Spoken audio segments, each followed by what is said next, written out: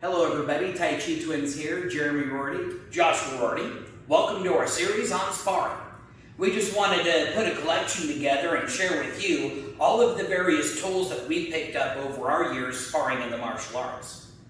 Sparring can be pretty scary, especially if you've never done it before. And there's a lot of schools out there that right when you walk in the door, they want you to buy sparring gear because they're going to put you into that sparring ring that very first day. And for us, we usually require a little bit of training. We're inviting our students about yellow belt to purple belt to come to sparring classes. At this point, they know some of the language. They know how to punch and kick and block. They know how to protect themselves. So now when they're introduced to that situation, they're going to excel a lot better in that training. So with all that training, we figured let's start at the very beginning with the sparring gear. Back in the beginning of karate and karate tournaments here in America, there was no padding in sparring. But the problem came in that the delicate bones in the hands and the feet were getting broken. So eventually they created pads that would help protect them. And that's one of the common misconceptions about the sparring gear.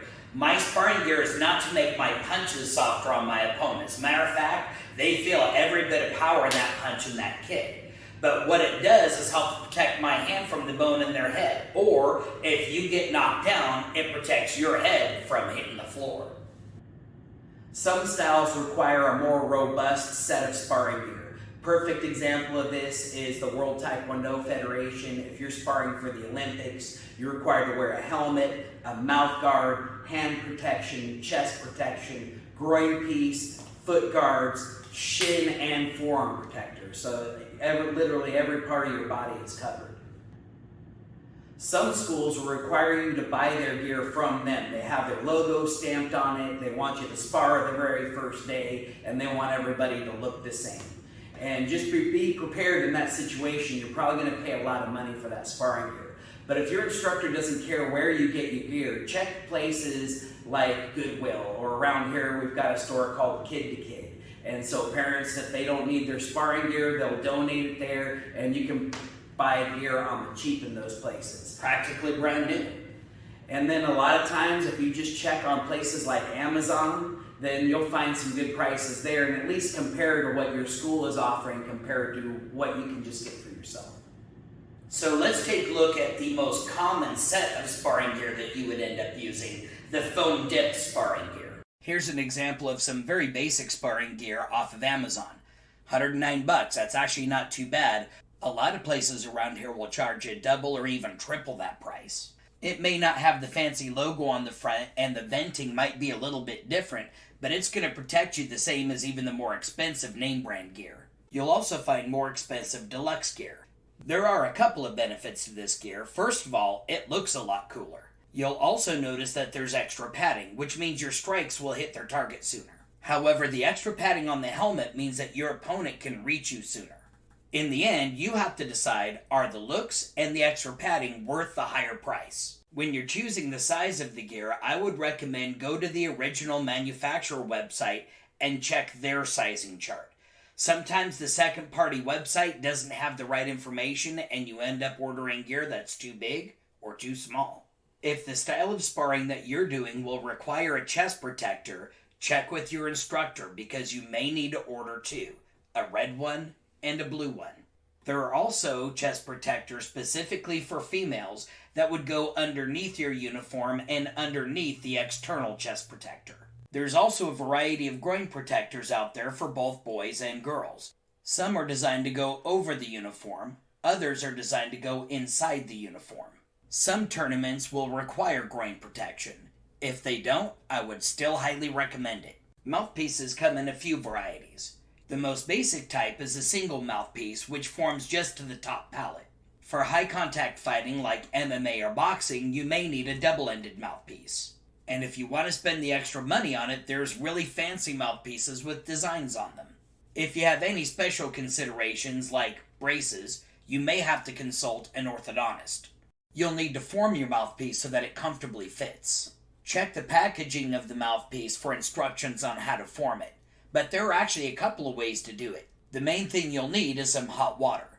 Sometimes just your tap water might be hot enough to form the mouthpiece. Otherwise, you can heat a coffee cup of water in the microwave, Or our preferred method is to boil a pot on the stove. Remember, we're not making tea here, we just want to make the rubber from the mouthpiece soft. Heat the water till small bubbles form and steam comes off the top, but don't bring it to boiling. At this point, we're starting to see lots of little bubbles and plenty of steam coming off the top. Now we want to turn off the heat and let it cool for a couple seconds. Once the water's had a chance to cool a bit, drop the mouthpiece into the water. Let the mouthpiece sit in the water for a few seconds till the rubber starts to soften up. Using a pair of tongs, remove the mouthpiece and shake off the excess water. The mouthpiece won't be hot once you've shaken the water off, so pop it in your mouth, bite down on it, and create suction. After a few seconds, the mouthpiece will form to the upper part of your mouth. You'll see it doesn't look much different from when it started, but one thing you may not be able to see is that this outside edge has been pushed outward so it fit over my gums easier, as well as this inside right here got formed down a little bit so it fit underneath my palate better.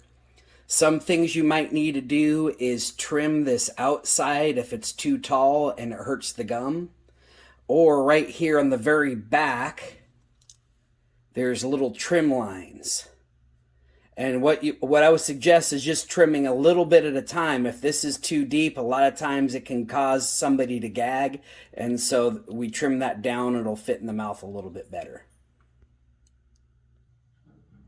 Now, if you didn't want to spend extra money on a mouthpiece case, really any plastic container or tin container will do. This is sealed, so the one thing with this is you take an awl from your multi-tool and you can punch a little hole right in the top. And I would do one on the opposite side. Then you have the ability for it to breathe and it doesn't get all funky. The one very important piece of gear that we haven't mentioned yet is your sparring bag. You're not going to want to carry all these different pieces around with you. It's easier if you put it in a bag, and you want it to be in a bag that's open and breathable. I actually made this one crocheted out of shopping bags, so it's the ultimate of recycle, but I can size it however I want it, and it's got all these big open spaces so my sparring gear can breathe. So we're going to start by getting all the sparring gear out that I'm going to be using. I have other pieces in here too that I usually won't use. I've got shin pads. I don't have forearm guards. Usually these are the part of the body that can take some damage, and we want to condition those anyhow. And then the last very important thing is my mouthpiece. So I'm going to start my process by putting my feet on first. Some people try to put the gloves on first, and now you got these bulky gloves while you're trying to tie things up. It just doesn't work that easy. So a good thing to start with is your foot gear. So I'm opening it up, and you'll see how this strap goes a specific way. I'm going to bring it over the top of the boot, around the bottom, and make an X across the top. So I want to be able to do that while I have my foot in it. Make sure it goes over all, your toes go over the straps. And then when I get here, I'm going to follow my way around my boot. Across the top, round the bottom, come across the top on the other side, and then there's Velcro on the back. And so I want to do that with my other boot.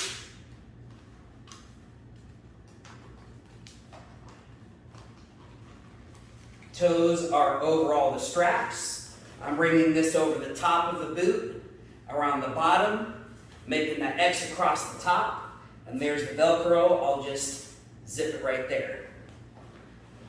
Next thing that I'll do if I'm getting ready to spar right away is I'm going to get my helmet on. Make sure the strap fits nice and tight right here. If this is not holding tight enough, I can take this and tie a knot in it, and it's going to hold all this together tighter. This helmet fits me just fine. I'm going to put my mouthpiece in. And then, once all that's together, last thing I'm going to do is put my gloves on. I want to make sure my fingers go through all the holes. And again, if this is too loose on me, I can tie a knot in the string, and then that's going to fit better. After my match, if I just have a quick break between my next round, I need something to do with my mouthpiece so I can breathe and get some water. If I tied my belt right, I can just loosen it up, hook that right through the loop, and then I'm going to pop that belt down. Now it's just going to hold my mouthpiece so that I can drink water, talk to my coach, whatever I need to do. And then when the next round's coming up, I can just take this right back out, and I'm good to go. And if you're going to have a pretty significant break between matches, I want to take my mouthpiece out. I can either put it back in my case, or again, I can just tie it into my belt. I want to take my helmet off, so I can let all that heat out. If I'm really feeling hot, when I'm done taking my gloves off, I can take my bandana off. But I can go ahead and get my gloves off. I can put these on pretty quick. We didn't want to just leave this as a gear video and not give you any action. So here's the very first drill we show our students when they begin sparring. We call it the tip-tap drill. Now the idea is not to make each other tougher. You're going to see some of these videos where boxers and kickboxers back themselves up against the wall with their hand to their backs, and then their partner just wails on them like they're a punching bag. That's not smart. That's a good way to get yourself hurt. All this exercise is for him to figure out how to take a hit, and for me to figure out how much power I'm putting into the hit. So as far as power goes, Taekwondo sparring, when you hit the other person, they want to see you make the body move. In other styles of sparring, though, they want kiss contact. So if you're hitting too hard, you cause a bruise or a bloody nose, you might actually get disqualified. Kiss contact, you're going to hear the kiss of my gear hitting his gear. That kiss, that's all they really need to hear, and they'll end up scoring you the point for it. So for him, this is about him taking the hit. I'm going to start off with just punching. I do punches to the stomach. He wants to tense his stomach right before I hit, and even give it a little ki. That's going to let the air out of your lungs. After I've done 2 punches to the stomach, I'll give him 2 to the head. As I'm punching the head, he's just going to lean his weight into it a little bit so his head isn't getting rocked. Once I've done to the body, to the head, he's going to take his turn on me. And then I go back to him. Now you can also change it up and start using kicks. Now if you're using kicks, make sure the other person gets their arms out, because you don't want to be kicking elbows. And it'll be the same thing. I might go rib, and head, and then he gets me. Then I get him.